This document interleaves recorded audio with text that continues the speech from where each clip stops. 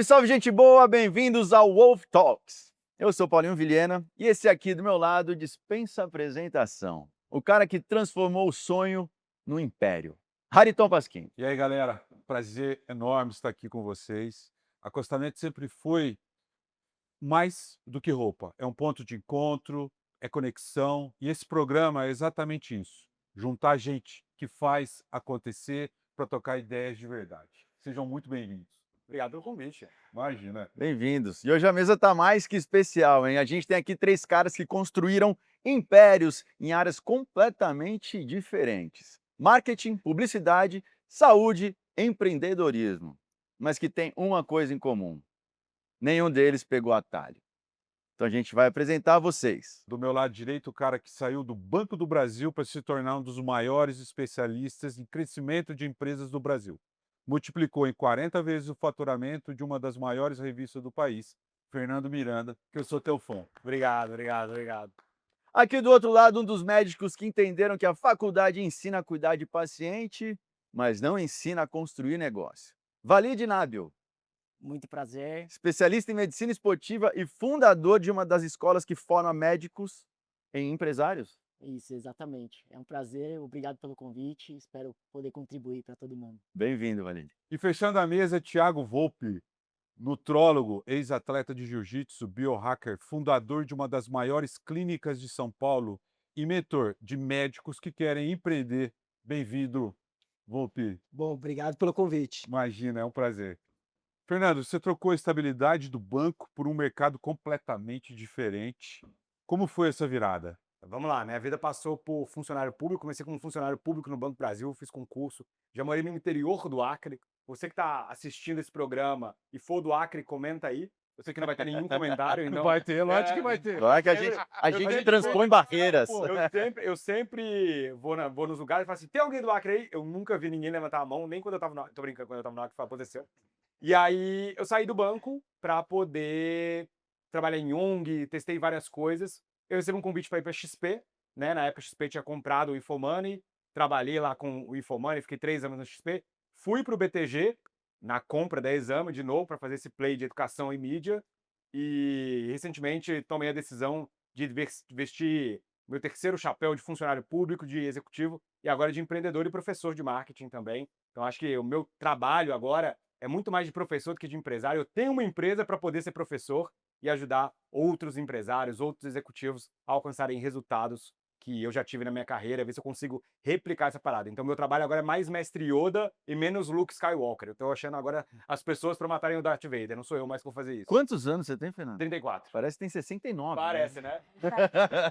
Não pela aparência, mas Não, pelo já histórico. fui muita... Eu tenho Sábio. quase 20 anos de carreira já. Né? Quase 20 anos de carreira. O meu sonho, não tem sua idade, tem 51, mas meu sonho era trabalhar no Banco do Brasil. É, Fazer o concurso sonho do e meu pai também trabalhar. era. Trabalhar no Banco do Brasil, fazer o concurso e trabalhar no Banco do Você Brasil. começou realizando o sonho do seu pai, você acha? Não, porque na verdade, assim, eu venho de uma família de funcionários públicos, então era meio natural para mim começar num Seguir serviço nesse público. lugar. Meu pai, até hoje, teve pouco tempo atrás, meu pai me perguntou: você ainda arrepende de ter saído do Banco do Brasil? Eu falei, pai, eu nunca me arrependi de sair do Banco do Brasil. Porque na cabeça dele, agora eu não tenho estabilidade, entendeu? Aham. Mas, cara, foi no momento que eu tomei essa decisão, foi muito duro, porque eu já estava casado.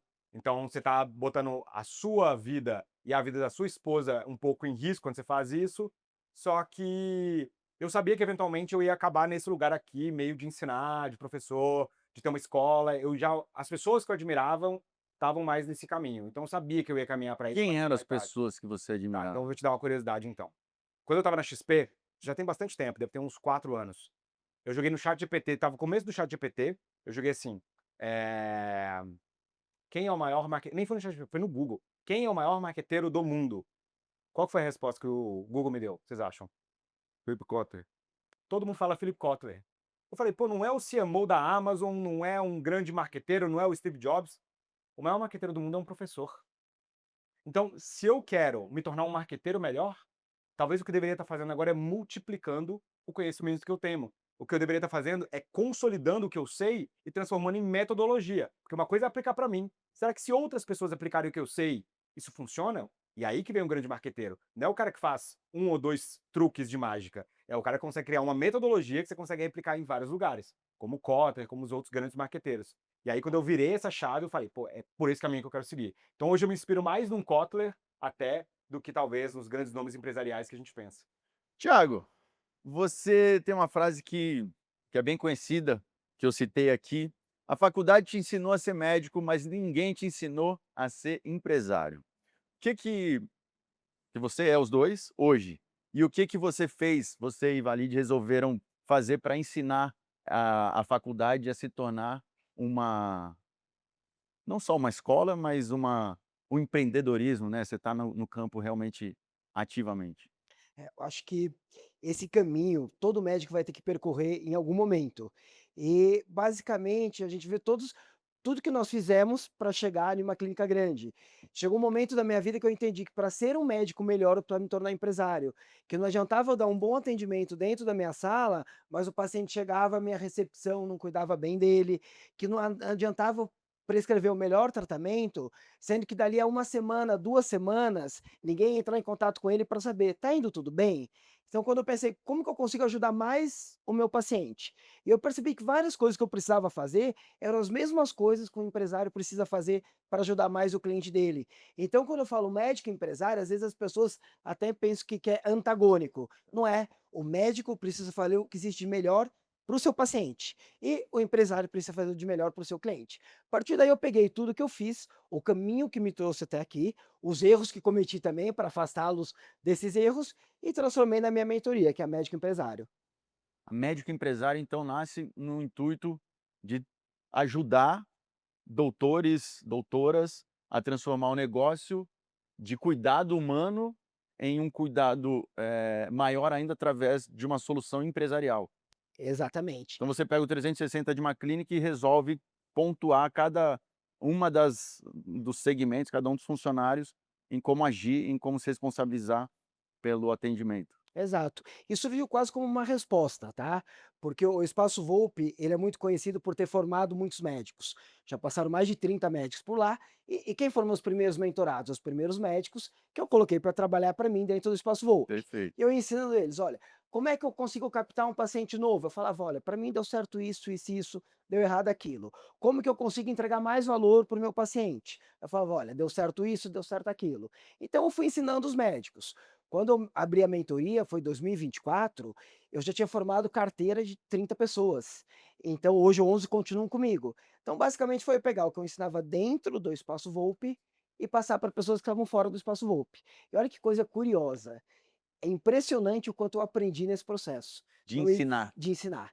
Não existe melhor maneira de se aprender do que ensinando os outros. Ah, e também tem um valor gigante, né. Agora, A Thiago, dizem que os médicos são ótimos médicos, mas péssimos como empresários, que não têm a manha de lidar com própria grana, né, com dinheiro.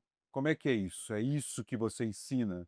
Sim, eu ensino ele como ele vai lidar com a gestão da clínica dele, com a gestão financeira da própria vida dele. E é verdade que o médico, ele não entende muito dessa parte. Sabe por quê? Porque nós médicos, durante muito tempo, nós tivemos uma zona de conforto.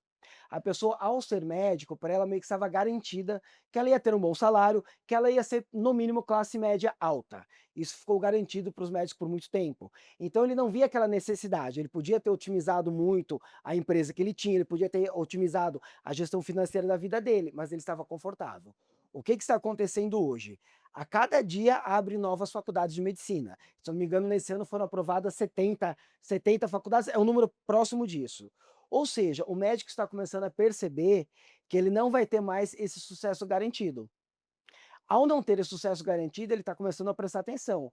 Se eu não for bom em outras áreas além da área técnica, eu não vou ter sucesso, eu não vou poder dar uma boa condição para minha família. E até para a área técnica, veja uma coisa que acontece com muitos médicos. Por eles não saberem montar uma boa equipe, ele passa o dia dele mais apagando incêndio de gestão, um horário errado de um paciente, um pós-atendimento que não foi bem feito, do que olhando para o paciente dele.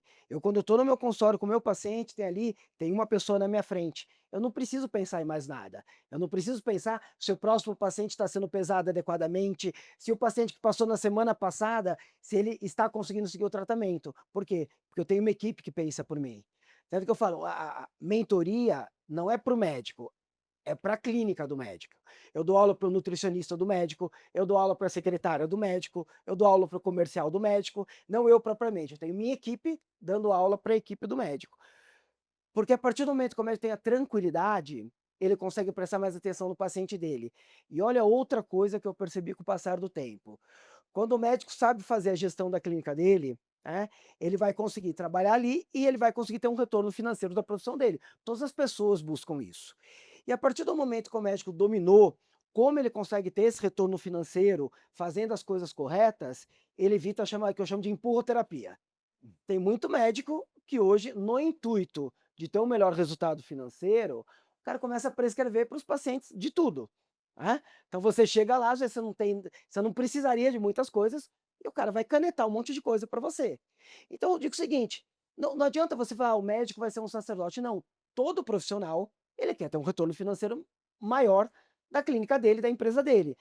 Faz isso da maneira correta. Aprende sobre gestão, sobre marketing, sobre venda, sobre Agregar valor. pós-atendimento, e não vai fazer as coisas que vão fazer com que você, manche o seu diploma. Valide, nesse mesmo intuito, você criou um método, que é o método Doctor, Method Doctor. Method Doctor. É Method Doctor, que é a escola de gestão e empreendedorismo para médico.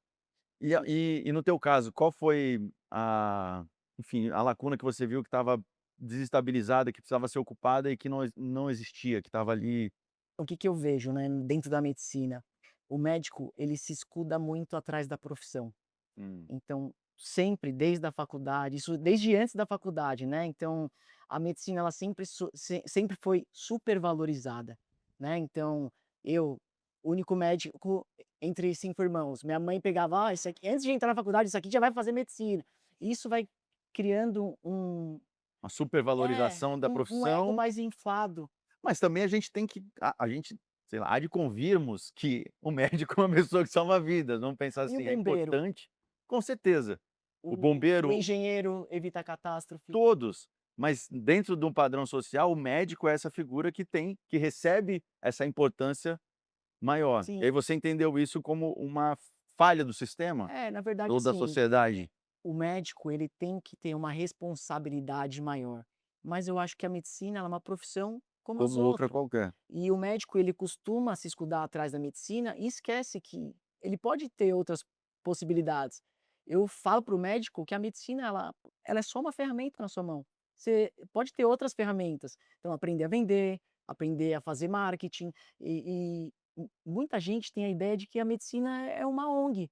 Ah, você tem que ajudar, claro que você tem que ajudar, mas é um trabalho e você tem que ser remunerado para isso. Vocês acham que existe uma diferença entre a medicina que é a medicina, da saúde, né, do cuidado do corpo, como, por exemplo, pegar um cirurgião, gástrico ou um cirurgião cerebral, né, um cara que cuida da cabeça. Esse cara também, ele pode colocar o método de vocês em prática? No sentido de Sem dúvida. potencializar o negócio dele? Não tá em caixinhas diferentes, porque vamos lá, toda profissão do mundo, se você aprender mais sobre gestão, se você aprender mais sobre marketing, sobre vendas, você vai melhorar seu desempenho. Tá, Aí você falou eu acho que existe 2 tipos de médico, eu dividiria no médico, que ele vai tentar atuar antes da doença aparecer, que é o tá. médico que vai cuidar do corpo, que vai cuidar da O mente, e o preventivo, né? médico que vai, cuidar da pessoa depois que alguma coisa já aconteceu, que é, por exemplo, o O cirurgião cirurgião gástrico. gástrico. E obviamente que a maneira de gerir uma clínica, que a maneira como ele vai se divulgar é diferente, Tá. né. Então a maneira de chegar no resultado é diferente. Assim como uma empresa como a Exame, provavelmente para ela chegar em um resultado, é diferente do que você tem que fazer num BTG, né. Então os caminhos vão ser diferentes, mas para Sim. todos os médicos dá para aplicar os conhecimentos. Sa E sabe uma coisa que é importante? Eu convido muito aos médicos que hoje atuam na linha curativa e que eles têm um bom nome, que eles têm clientes. Pô, ele vai operar o cliente dele e falar: "Ó, consertei o probleminha aqui, vai embora agora?" Aham. Não, o que que eu faço? Eu implanto para eles programas de medicina preventiva. Eu falo: "Cara, Perfeito. cura o cara que está na emergência Se e depois antecipa. cuida dele". Aham. Então, Se isso é antecipa uma o coisa muito Eu importante. estou perguntando isso porque eu tive agora recente, eu fiz uma operação plástica, por exemplo, com o Daniel Boro, que é um blefaroplástico.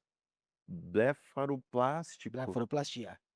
É, mas é um cirurgião excelente e dentro da clínica dele, eu tenho certeza, só de ouvir vocês falarem, que ele aplica toda essa metodologia, toda, da recepção ao pós-operatório, um cuidado assim maravilhoso, cara.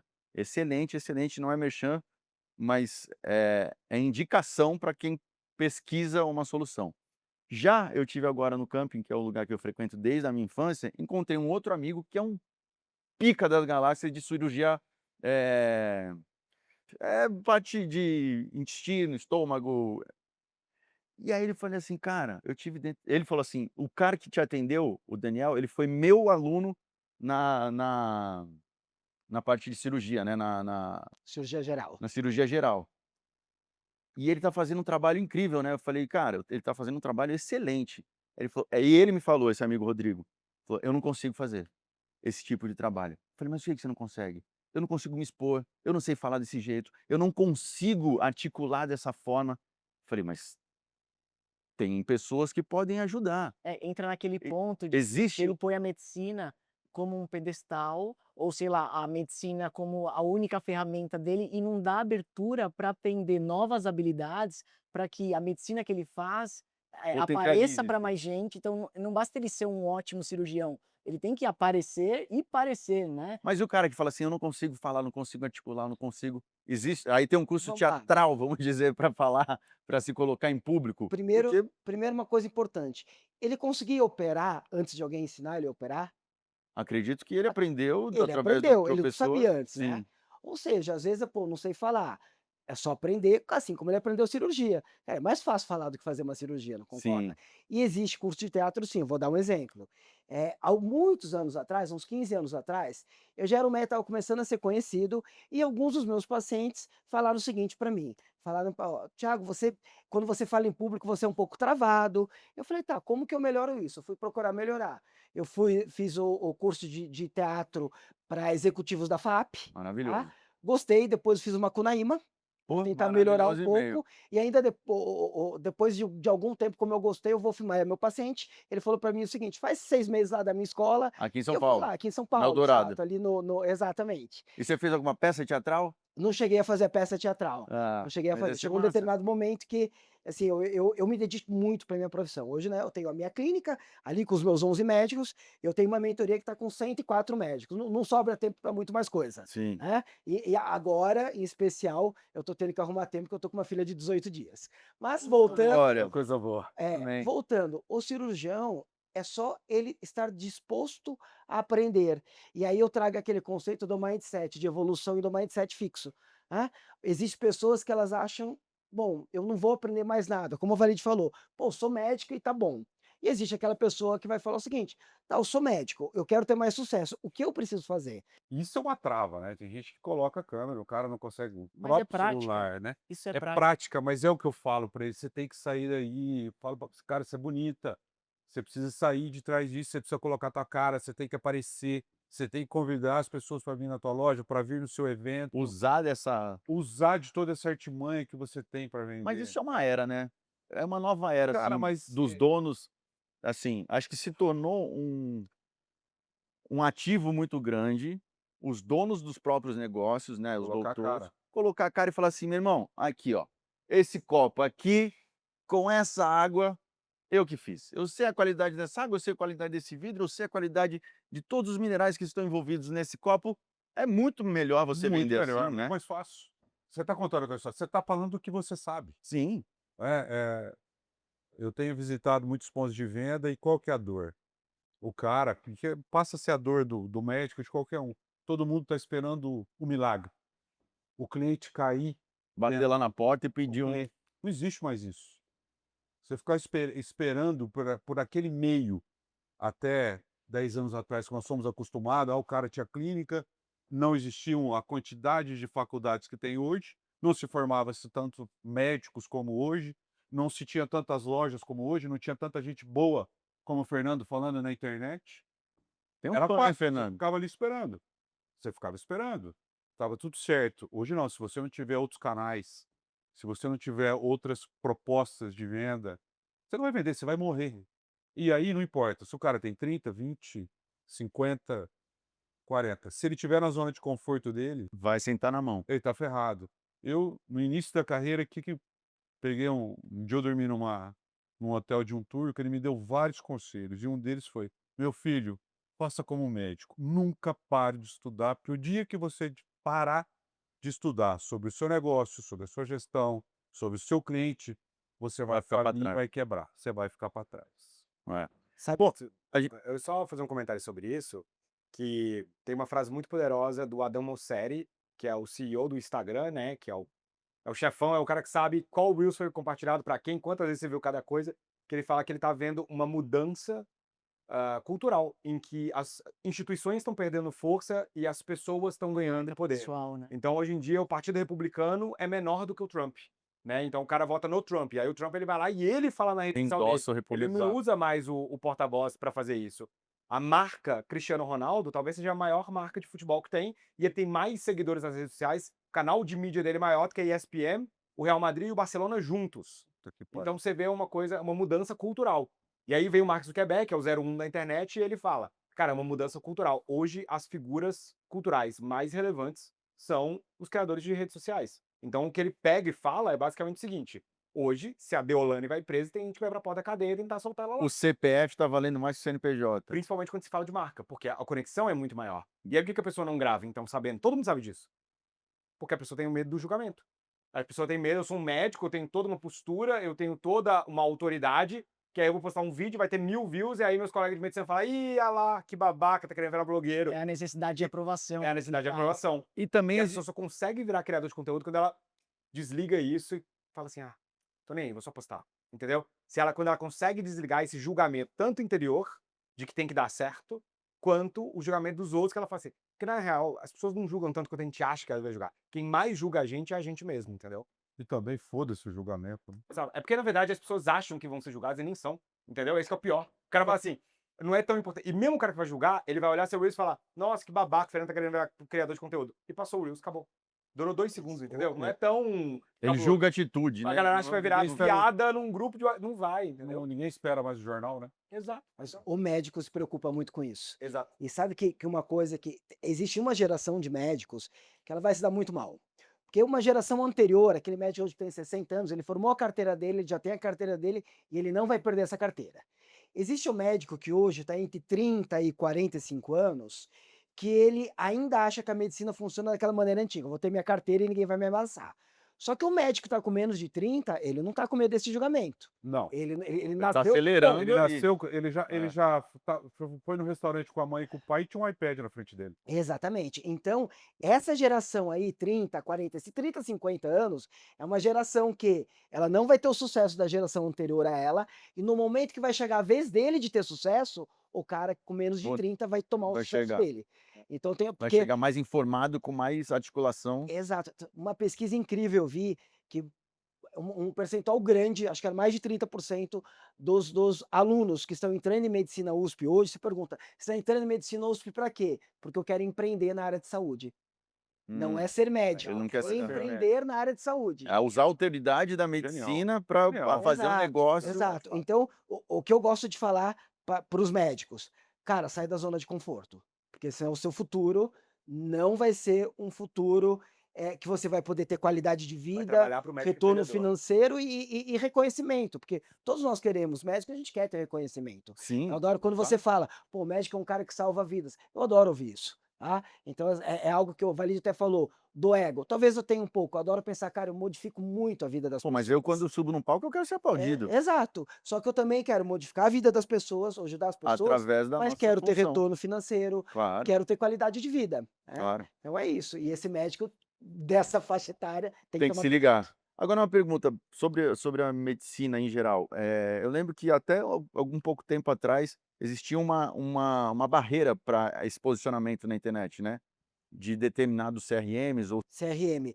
Ainda existe de algumas coisas, quais? tá. Mas conteúdo educativo pode, não pode? Conteúdo educativo pode. Porque eu acho que tem um limitador, Exato. né? Tem, por exemplo, fotos de antes e depois. Antigamente era proibido completamente. Tá. Hoje, se você for expor alguma coisa que tenha conteúdo educativo e você deixar claro que aquilo não é o resultado prometido, Pode, e aí vai depender da interpretação do conselho, se ela vai achar isso legal ou não. Perfeito. Agora uma coisa importante, muitos mais falam: "Pô, mas é que a gente não pode fazer publicidade".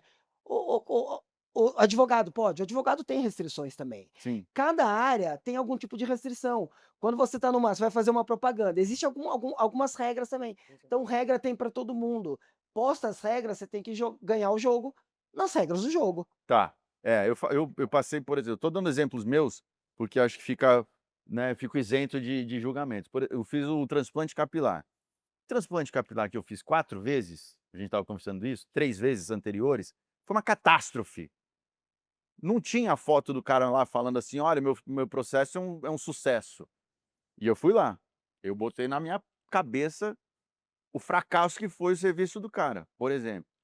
Hoje, quando eu conheci o cara que fez o transplante para mim, que ficou perfeito, ele passou por um apuro que ele, assim, ele não poderia falar sobre isso. Ou seja, o cara que tem um serviço de melhor e excelência de qualidade, ele às vezes fica restrito a mostrar e falar sobre isso. Mas aí E o e num volume muito maior, existe um mercado que está fervilhando, falando sobre e entregando resultados muito inferiores. Onde é que isso se equaciona? Onde é que isso como é que é pesquisa? É você realmente ir lá fazer uma consulta, perguntar para quem já A foi indicação consultado, hoje é muito indicação, forte. famoso boca a boca? A indicação de quem fez hoje é muito forte e essa limitação do médico em fazer publicidade, por exemplo, de antes e depois, é que é algo sensível de garantir, porque aquela pessoa que talvez ela não seja tão informada, ela vê um antes e depois e fala: "Cara, Vou lá. eu quero esse resultado", mas a medicina não é É diferente para cada corpo, matemática né? e cada corpo responde de um jeito, cada metabolismo responde de um jeito e não dá para garantir. Então, na publicidade médica, na exposição médica através da educação, tem que deixar claro para quem assiste que aquilo é meramente educativo, fala: "Cara, ó, esse aqui teve esse resultado, mas você pode melhorar, não garantido esse mesmo, mas buscar a sua melhor versão Perfeito. mas dentro daquele Desse produto processo. daquele que é. mas eu vejo que hoje essa galera que você está falando, que é mais nova, essa galera fez um processo totalmente disruptivo. Eles enfrentaram, eles encontraram brechas, não é tão as pessoas colocam sim um antes e o depois, sem a prescrição ali embaixo, "Ah, isso aqui nã e essa galera tá aqui. Uhum. Eu Pega o também hype. fiz um transplante capilar. A Sim. minha sorte com o cara que eu fiz sorte não, o cara já era muito Bem indicado. cara, o cara eu lembro até hoje, ele fazia propaganda na Veja. Como é que você chegou nele? Cara, ele era da cidade de onde eu vim, Tá. que era de São José do Rio Preto. Ele fazia a propaganda na Veja, que ele foi o primeiro a trazer a máquina, o robô, que eles chamam, que eu te mostrei o robô Sim, antes, sim, distração dos né, folículos. só que ele fazia na Veja há muito tempo atrás, quando revista era revista, né, vamos dizer assim, que a gente Sim. esperava essa revista Era a semanal única maneira de de publicidade, de né. publicidade. Ele tinha um espaço dele ali. Posso Cara, posso pontuar um negócio? pode. Você, no seu exemplo, você fez a publicidade para o próprio médico porque você gostou do Daniel, então, ele nem precisou, porque o trabalho dele é de excelência, que naturalmente você está indicando ele, sem ele precisar se esforçar em fazer a publicidade. Concordo, mas E eu esse é o processo de recepção dele e de desenvolvimento, mas antes disso, veio o doutor Antônio Houston, que foi o cara que fez o meu transplante. E eu entendi que é uma metodologia que eles conseguiram estabelecer para fazer um atrativo de clientes, a ponto de fazer esse boca a boca que eu estou fazendo aqui. então, ele já fazia muito tempo atrás a propaganda. Cara, ele foi o primeiro do robô. Quando eu falei que ia fazer, todo mundo: "Ah, porque o cara é caro, não sei o quê". Cara, eu cheguei aqui, o que você falou? "Você fez?" É, Eu não acredito, eu não tô percebendo o que você fez, é imperceptível. né. Então assim, cara, e o cara fazia propaganda do jeito dele na revista. Lá na Ele já foi Veja, na Veja, é. ele já foi disruptivo lá A atrás. Playboy também tinha isso também, Ele fazia na principalmente Playboy também. Ele Playboy acho fazia que na mais Playboy até, também. porque era a única publicidade que chegava para homens lá Era naquela época direcionado em homem, especificamente, exatamente, Direcionada, É engraçado direcionada. você falar isso, exatamente. porque isso é cientificamente estudado. Tem um professor do Arizona que ele olhou essa parada e ele falou: "O que que fazem as pessoas tomarem decisão de compra, né?" E ele olhou o que que faz. E vocês acabaram de falar de 2 dos principais gatilhos, que é a autoridade, quando o cara tá num ambiente que passa muita autoridade. Pô, esse cara tá na revista. O que várias pessoas querem sair no exame? O cara pega, ele sai no exame, ele manda pros clientes dele, vai aqui, eu já saí no exame, olha só. Vira chancela, né? Autoridade. E o que Aham. vocês falaram é prova social. Prova social é porque nós, enquanto seres humanos, tomamos decisão em conjunto. A gente olha quantas avaliações tem no Google, a gente olha quantas notinhas tem no Booking, a gente quer saber isso, o que as outras pessoas já tomaram risco por mim.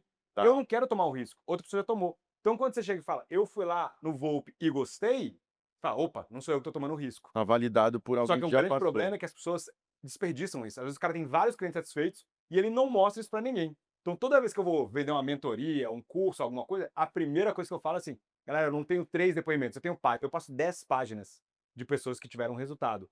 Porque nós tomamos decisão em grupo, nós somos um bicho social. Então, você fala assim, cara, eu sou o melhor marqueteiro de padaria do Brasil. Eu já ajudei mais de 2.000 padarias. Sua padaria não é tão especial assim que eu não consigo te ajudar. Isso passa muito mais força do que, cara, tô começando agora, sua padaria vai ser a primeira que eu vou pegar, mas eu vou dar meu melhor, tá? Ah.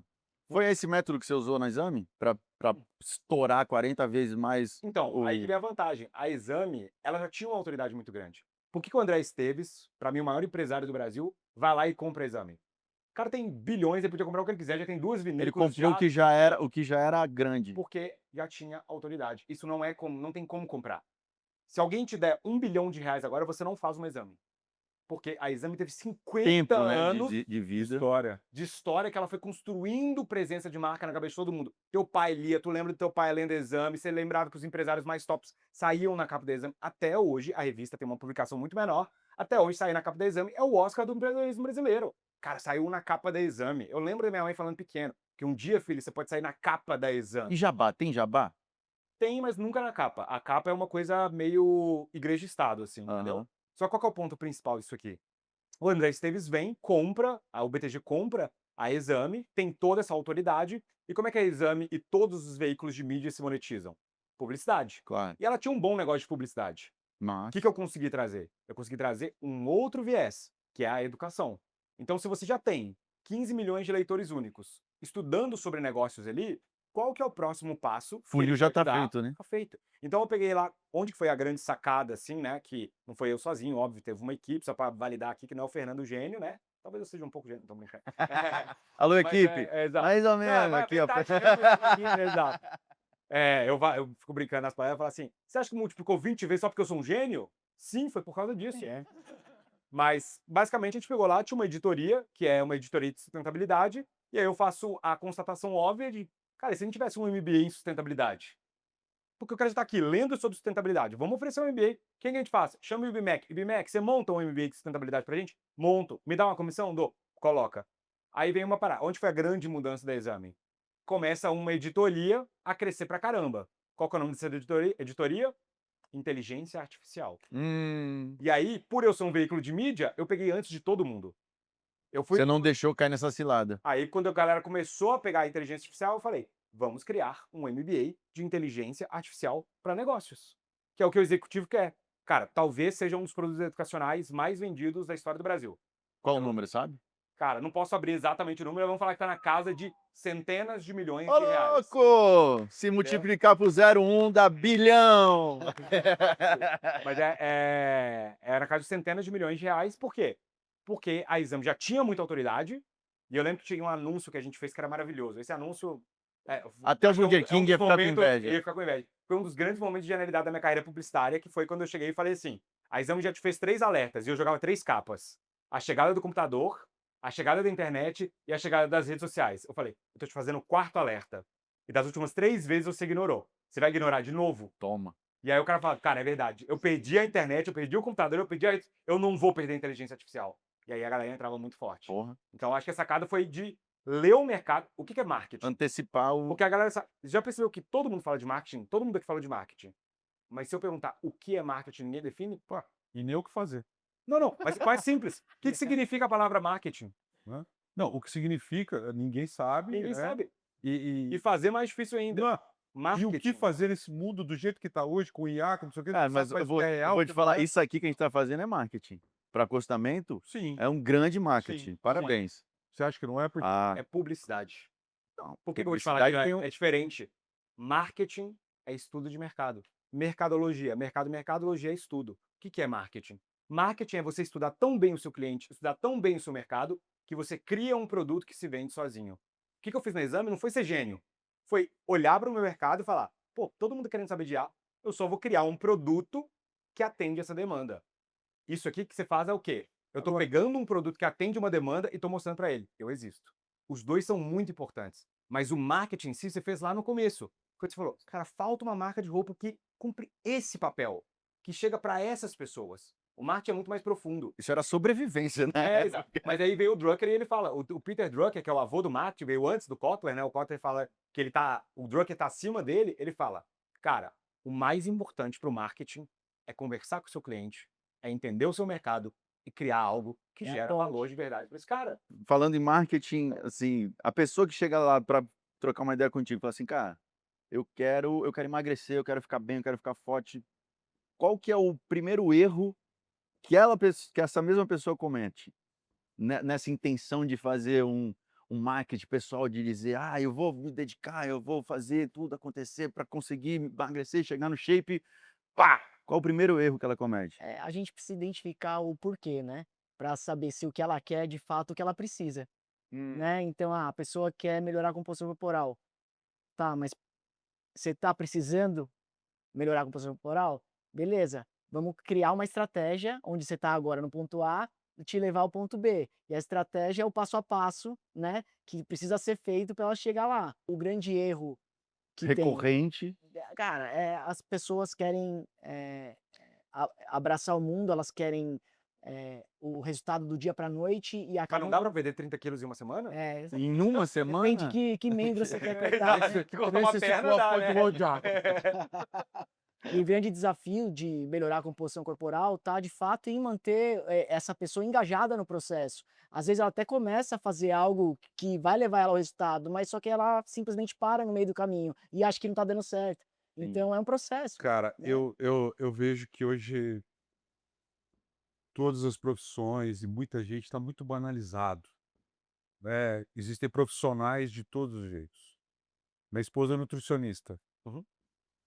A paciente chegou e falou: ai, Maria, tô gorda, quero fazer uma dieta, tem esses exames. A Maria falou: tudo bem, eu quero mais esse.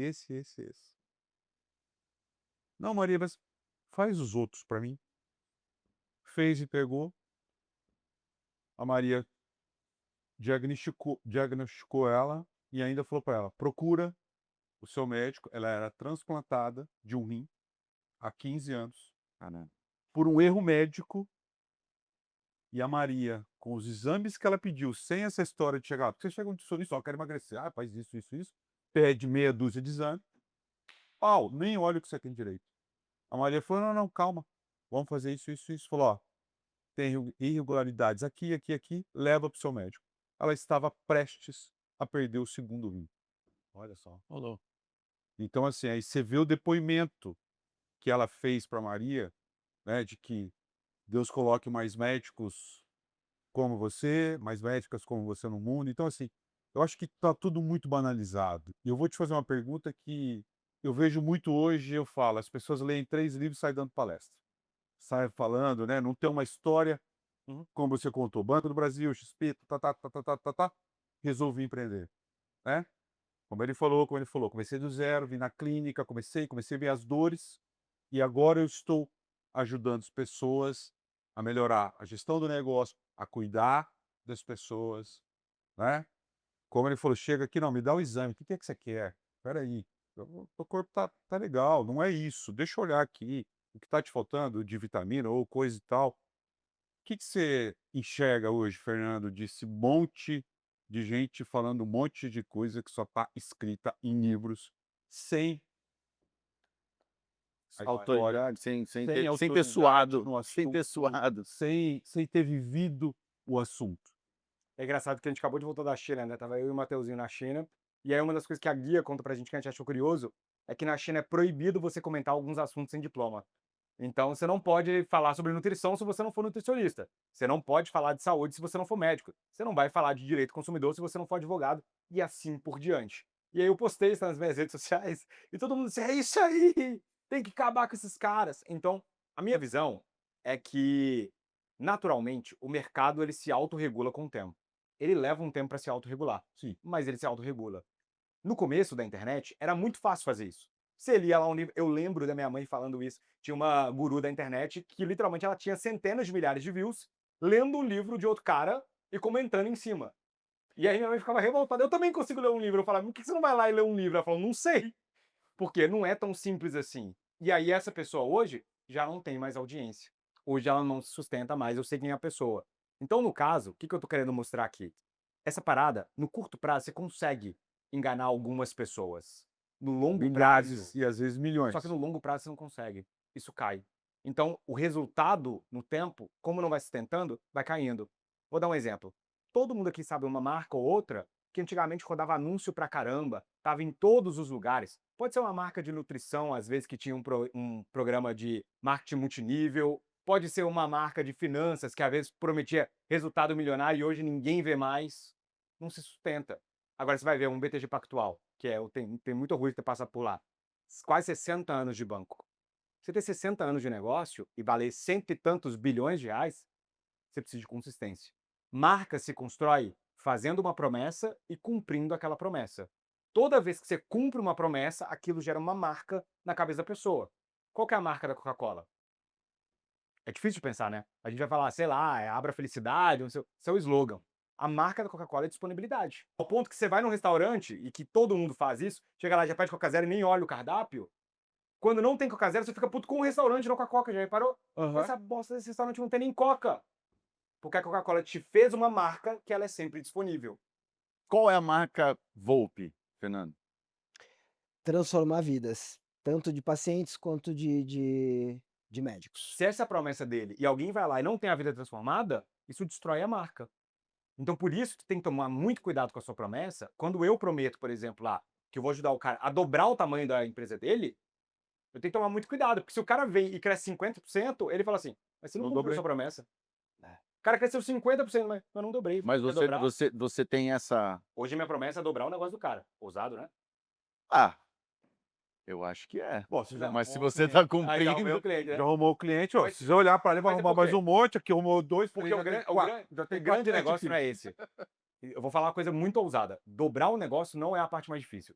Difícil é implementar as mudanças necessárias para dobrar o negócio. E atingir o ICP também, né? Não, mas não é só isso. Porque para atingir o ICP, o que faz dobrar um negócio? Só pra gente deixar claro, ICP, ICP é o Ideal Customer Profile. É a pessoa ideal que seria o seu cliente. Por tá? exemplo, Pra pra identificar ele, o seu Ele público-alvo. não pode vender para qualquer pessoa. Às vezes a pessoa não vai ter renda para poder ir lá no consultório dele, entendeu? Às vezes ele não atende um plano de saúde específico. Então não adianta nada. Você atende Unimed? Não. Então, por exemplo, não adianta nada ele rodar anúncio e vir uma pessoa com Unimed. Ele não atende Unimed. Então o ICP é a pessoa ideal para o seu negócio. E todo mundo é cliente de alguém. Você tem que saber qual que é o cliente do seu negócio. Só que aí vem um ponto. É ampla, uma das coisas mais estudadas. Harvard e eu, escolhe a faculdade que você quiser, é crescimento de negócios. Claro, é o maior problema da humanidade. Todo mundo joga dinheiro pra caramba pra saber como cresce empresas. E aí vem o grande problema. Como que se cresce empresas? Tá documentado, todo mundo sabe. Testando. Esse é o grande E quem problema. tem fôlego pra ficar testando? Essa é a questão. E aí você vai ver, e aí voltando aqui no André Esteves e no BTG, eu tava no conselho da Exame e ele era o presidente do conselho da Exame. E ele falava o seguinte: não tem problema nenhum a gente errar, fazer cagada. Só que só pode 3 vezes. Não, pior que é isso, ele falava uma vez só. Pode errar de novo. Ele falava o seguinte: não, ele falava o seguinte: só não erra quem não faz nada de novo. Não quer errar, não faz nada de novo. Você não vai aprender nada de novo também. Então, já está amplamente documentado, tem o Lean Startup, tem o Growth Marketing, tem o Chanelis, vários autores, eles falam, cara, se você pega histórias das empresas que mais cresceram na história, empresas que triplicam, quadruplicam de tamanho todos os anos nos últimos 30 anos, o que elas têm em comum? Cultura de teste. Eles testam produtos novos, canais novos. Que toda vez que você abre o ChatGPT, ele mudou alguma coisa, ele te dá duas respostas e fala, escolhe uma das duas. Ele está testando qual que é a melhor melhor resposta pra você. Melhor para que ele formato. melhore o produto. Quanto mais uma empresa testa, mais ela aprende. E uma empresa, ela é um somatório de tudo que ela sabe. Então, para saber muito, a gente tem que testar muito. Então, o problema para uma empresa dobrar não é que ela não consegue dobrar, é que ela não testa o suficiente para dobrar. Ela tem um canal e não quer abrir outro canal, ela não contrata um influenciador, 22 ela não canais. quer. Não, mas é isso, não tem um funil só. Aí eu fui um outro dia numa grande empresa de vestuário do Brasil e eu falei, por que você não abre uma escola de influenciadores de moda masculina e você treina as pessoas dentro da sua metodologia que vão aprender dentro do seu... O com as seu suas corte, a roupas e tal. numeração, Você a cobra gola, 4 mil reais no curso, você dá uma profissão para esse cara, dá R$ 1.000 de cashback para ele usar na loja, o cara e vai ele te se chamar torna pra seu sempre. maior influenciador.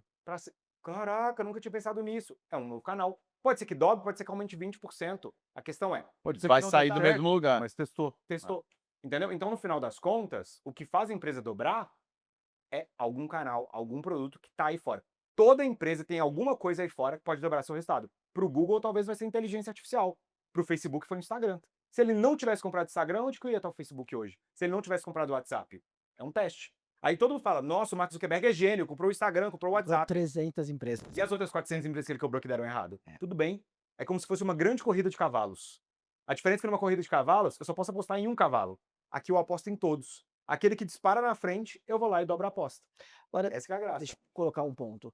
Você não acha também que em muitas áreas, por mais que esteja documentado o que você tem que fazer, você já testou muita coisa, você consegue falar para essa empresa: olha, você vai testar, mas isso eu já testei e deu errado, Aí, já maravilha. deu errado. Porque às vezes essa promessa parece, não, mas como você vai prometer dobrar o faturamento? Cara, quando eu pego um médico, eu falo: ó, no terceiro mês você já pagou a mentoria, senão você pode sair dela sem Exato. precisar nem Eu faço essa promessa investir também. nada. Por quê? Porque, cara, eu já testei muita coisa. Exatamente. Obviamente que eu continuo testando, mas eu já sei assim, eu já sei o caminho que dá certo e o caminho que com certeza vai dar errado. Então acho que essa é uma coisa, Eu as acho que pessoas. essa agora você matou a charada. Tem uma frase do Benjamin Franklin que o Warren Buffett, que ficou famoso por ela, que é: o conhecimento paga os melhores dividendos. Sim. Não tem Bitcoin, não tem Memecoin, não tem nada que vai te pagar igual conhecimento. Cara, se eu chegar para você e adquirir o seu conhecimento, se eu soubesse tudo que você sabe, olha o tanto de coisa que você teve que errar para chegar onde você chegou. E eu consigo comprar isso aqui sem errar tudo que, sem perder esse tempo. Cara, isso aqui é maravilhoso. Então, por isso que eu gosto muito de comprar conhecimento. Eu invisto a maior parte do meu dinheiro hoje em conhecimento. Por quê? O que separa o cara que tem resultado e o cara que não tem resultado é muito menos o que ele faz e muito mais o que ele sabe. Porque ele sabe quais alavancas que ele tem que apertar. Eu aprendi lá em 2017 na faculdade de Kellogg's. Tive aula com o general que fez guerra do Iraque, dono da Tang estava lá, os caras da MRV. Aprendi ali, eu fiz uma virada na empresa e, cara, o cara falou: testa pequeno. Exatamente.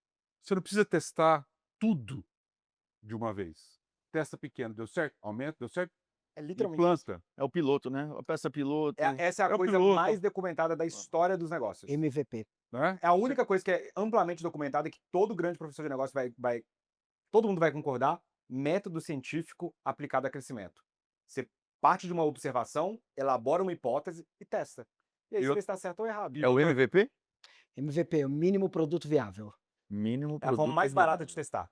E outra coisa, além de testar pequeno, qual que foi outra Testar coisa que eu rápido. aprendi? Testar rápido, Públicos E diferentes. metrificar, né? E o desafio aqui tem A testa, métrica, mas não metrifica Saber e onde tem... chegou, onde não Exato. Grande chegou. negócio, na verdade, sobre teste. Pensa que a sua empresa hoje ela é como se fosse um transatlântico. Você não consegue virar a empresa tudo de uma vez e pá, você derruba o barco. Então o que você faz? Você bota um monte de jet ski no mar. Você bota um monte de jet ski no mar. Você fala assim: procura terra firme. Quem acha primeiro volta. Então você vai me picando E aí eu viro pra lá o e outra transatlântico. coisa. E aí você fala: pô, ali tem. Agora nós vamos virar. Então pensa na V4, né? Eu tenho lá uma empresa que fatura 600 milhões na rede. E aí agora eu me pergunto: será que eu deveria estar investindo em IA? Será que eu deveria estar investindo em inteligência artificial? Eu não preciso de tomar essa decisão e virar a empresa toda. Eu falo assim: cara, vou abrir uma BUzinha dentro do meu tamanho, vou botar 100 mil nisso aqui e vou ver se para de pé. Caraca, eu botei 100 mil, virou 1 milhão. Opa, e se eu botar 1 milhão? O que acontece? De repente esse negócio cresce. Então, no final das contas, boas empresas são feitas de bons testes. E você não precisa de virar a empresa toda. Vou testar, mudar minha empresa? Não. Bota um monte de jet ski na água e vê qual que acha E terra outra firme. coisa, né, Fernando? Você ouvir. Se você não ouvir, você não muda nada. Não é? Para mim, a melhor escola é a rua. A rua. A rua eu sinto o que está acontecendo. Na rua eu enxergo a falta. Na rua eu sei o produto que está girando, porque eu estou vendo. Verdade. Eu estou entendendo. Você está estudando o seu mercado. Estou estudando no meu mercado, faz isso faz 30 anos. Para mim, ficar na rua é é o maior prazer que eu tenho.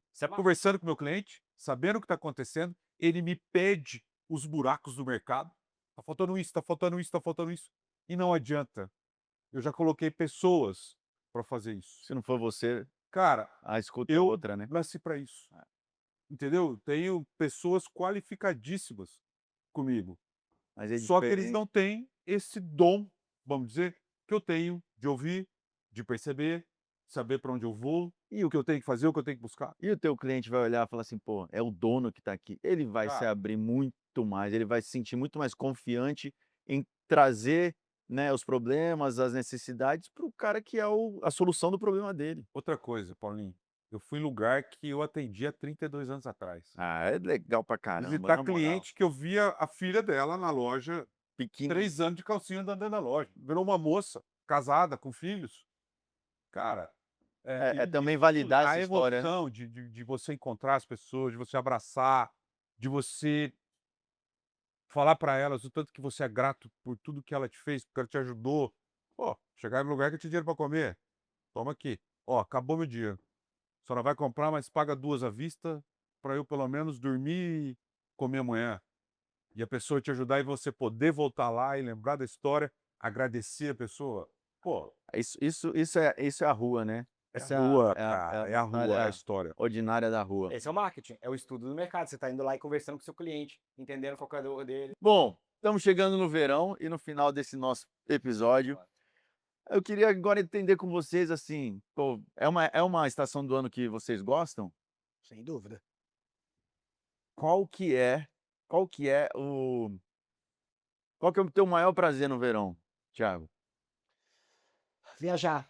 Até porque o verão cai no momento em que eu consigo me afastar um pouco da clínica, que é o final do ano, que os pacientes não passam.